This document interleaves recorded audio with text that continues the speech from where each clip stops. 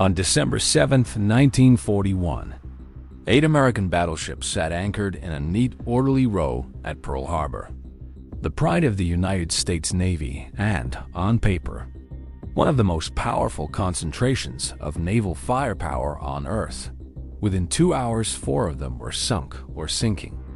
And the age of the battleship as the ultimate arbiter of naval power effectively ended before most Americans had even finished their breakfast. But one battleship on this list would rise from that very disaster, be rebuilt from the ocean floor, and go on to fire some of the last shots of naval gunfire ever aimed at an enemy target in American history. And exactly which ship earned that remarkable distinction is something we'll get to later in this video. This is the complete story of every battleship the United States Navy has ever built. From wooden-hulled coastal monitors to the steel giants that remained in service into the 1990 South. We start with the earliest ironclads and coastal defense ships. USS Miantanomo was one of the Navy's first true monitor-type ironclads, built for coastal defense rather than open ocean combat. And it demonstrated just how far American naval technology still had to go compared to European powers. USS Texas, commissioned in 1895, is often called America's first modern battleship, though within a decade, it was already considered obsolete by the standards that followed. USS Maine, technically a second-class battleship, never fired a shot in anger, but its mysterious destruction in Havana Harbor in 1898 directly triggered the Spanish-American War, making it arguably the most politically consequential warship America ever built. Moving into the Indiana class, the first American battleships genuinely designed for blue water combat rather than coastal defense. These ships, USS Indiana, USS Massachusetts, and USS Oregon, proved their worth helping destroy the Spanish fleet at the Battle of Santiago de Cuba in 1898, with USS Oregon becoming a national sensation after completing a legendary 14,000-mile voyage around South America just in time to join the fight. The Iowa of 1897, not to be confused with the far more famous Iowa class that came decades later, represented incremental improvements in armor and firepower as America's naval ambitions kept expanding. The Kearsarge class, made up of USS Kearsarge and USS Kentucky, introduced an unusual stacked turret arrangement that looked impressive on paper, but proved awkward and impractical in actual combat conditions, an experiment the Navy never repeated. The Illinois class followed with more conventional turret layouts and improved armor protection. The Maine class of 1901, an entirely different and much larger design than the ship destroyed in Havana Harbor, continued the steady march toward heavier, more capable battleships. The Virginia class pushed displacement and firepower even further as the Navy scrambled to keep pace with rapidly advancing European designs. The Connecticut class, including USS Connecticut, USS Louisiana, and USS Vermont, became the last generation of American pre-dreadnought battleships. Built right as the entire concept of the pre-dreadnought was about to become instantly obsolete overnight. The Mississippi class of 1905 closed out this era, smaller and less ambitious than its immediate predecessors. Built largely as a cost-saving measure right before the dreadnought revolution rendered the entire pre-dreadnought concept irrelevant. Then came the revolution.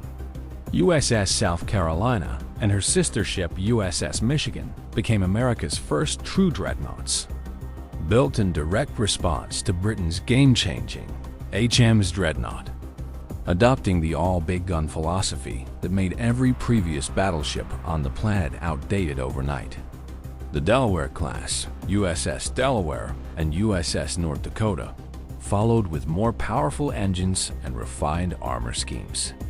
The Florida class, USS Florida, and USS Utah continued incremental improvements while the Navy worked out exactly how it wanted its dreadnought fleet to evolve.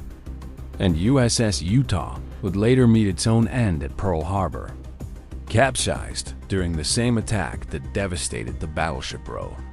The Wyoming-class, USS Wyoming and USS Arkansas, introduced larger guns and improved fire control systems, reflecting lessons learned from watching European dreadnought development unfold. The New York-class, USS New York and USS Texas, carried even heavier armament, cementing America's growing confidence in domestic battleship design. And the second USS Texas would go on to become one of the most celebrated surviving battleships in the country. Preserved as a museum ship to this day, the Nevada class introduced the revolutionary all-or-nothing armor scheme, concentrating protection only where it truly mattered, instead of spreading thin armor across the entire hull. A design philosophy that influenced battleship construction worldwide for the next 3 decades. USS Nevada and USS Oklahoma made up this class, both destined to be present at Pearl Harbor decades later. The Pennsylvania class, made up of USS Pennsylvania and USS Arizona, served as fleet flagships throughout the interwar years, representing the peak of American battleship design before international treaties began strictly limiting naval construction. The New Mexico class, including USS New Mexico, USS Mississippi, and USS Idaho, incorporated hard lessons from the First World War while working within the tonnage restrictions imposed by the newly signed Washington Naval Treaty. The Tennessee class, made up of USS Tennessee and USS California, added improved underwater protection specifically designed to counter the growing threat of torpedo attacks. The Colorado class, the last American battleships built before a long treaty-imposed construction pause, included USS Colorado, USS Maryland, and USS West Virginia, and carried the largest guns of any American battleship at the time, a distinction they held for almost 2 decades. It's worth pausing here to mention a few ships that never made it past the drafting table during this same treaty era. The South Dakota class of 1920, an entirely different and much larger design than the later World War II class sharing the same name, was canceled under the terms of the Washington Naval Treaty before a single hull could be completed. Its unfinished steel eventually scrapped or repurposed. Similarly, the Lexington-class battlecruisers, originally designed as fast, heavily armed capital ships to complement the battleship fleet, were canceled under the same treaty, though 2 of the partially built hulls were famously converted into the aircraft carriers Lexington and Saratoga instead, arguably doing more for naval aviation than they ever would have as battlecruisers. Then came December 7th, 1941. USS Arizona was destroyed when a bomb detonated its forward ammunition magazine, and the wreck remains at the bottom of Pearl Harbor today, the final resting place for over 1,100 sailors. USS Oklahoma capsized during the same attack and was eventually righted in an extraordinarily complex salvage operation, though she was ultimately judged too damaged to return to service and was scrapped after the war. USS California and USS West Virginia were both sunk at their moorings, and both were raised, repaired, and returned to the fight. This is the ship from the beginning of this video. West Virginia, rebuilt from the harbor floor, went on to fire some of the last major naval gunfire shots in American history during the Battle of Surigao Strait, effectively closing the book on battleship versus battleship combat forever. USS Nevada was the only battleship to get underway during the actual attack, taking a torpedo hit and running herself aground, rather than sinking in the channel and blocking the harbor for every other ship trying to escape. USS Pennsylvania, USS Tennessee, and USS Maryland suffered comparatively lighter damage and returned to service relatively quickly, continuing to serve throughout the Pacific War, proving that even a devastating surprise attack couldn't entirely erase America's battleship fleet in a single morning.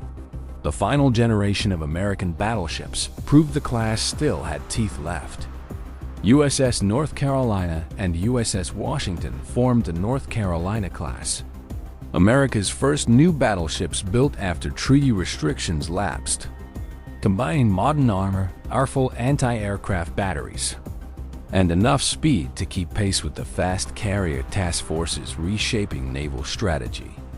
The South Dakota class, including USS South Dakota, USS Indiana, USS Massachusetts, and USS Alabama, packed heavier armor into a shorter hull, and USS South Dakota herself proved that toughness during brutal night surface actions near Guadalcanal, absorbing damage that would have crippled earlier designs.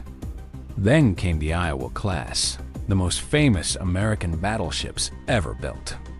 USS Iowa, USS New Jersey, USS Missouri, and USS Wisconsin combined speed, firepower, and armor into what many historians still consider the finest battleship design of the entire war.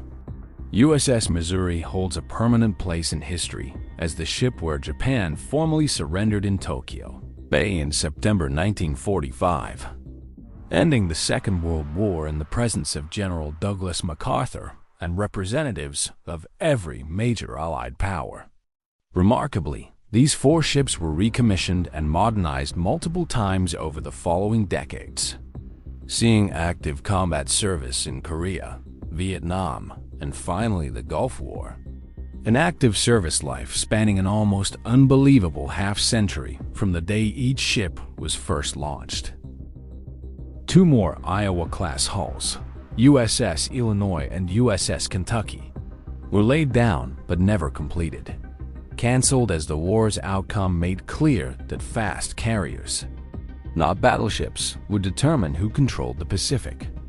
And the Montana class, designed to be the largest and most heavily armed American battleships ever conceived, never had a single hull laid down at all, canceled outright once naval planners accepted that the aircraft carrier had permanently inherited the battleship's old crown, from wooden monitors patrolling the coastline to the Iowa-class giants that remained in active service into the 1990s.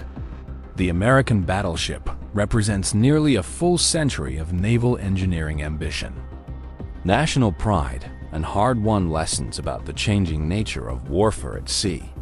Pearl Harbor proved, in the most brutal way imaginable, that the aircraft carrier had quietly taken the battleship's place as the ultimate arbiter of naval power. And yet ships like West Virginia and the entire Iowa class refused to simply fade away, adapting and fighting on for decades past what anyone standing on that harbor in December 1941 could have possibly predicted. Today, not a single American battleship remains in active service. Every surviving hull now sits permanently moored as a floating museum, visited by millions of tourists who walk the same steel decks where sailors once served through 2 world wars. Korea, Vietnam, and the Gulf, a quiet monument to an era of naval combat that will never come back, but whose thunder once defined American sea power for the better part of 100 years.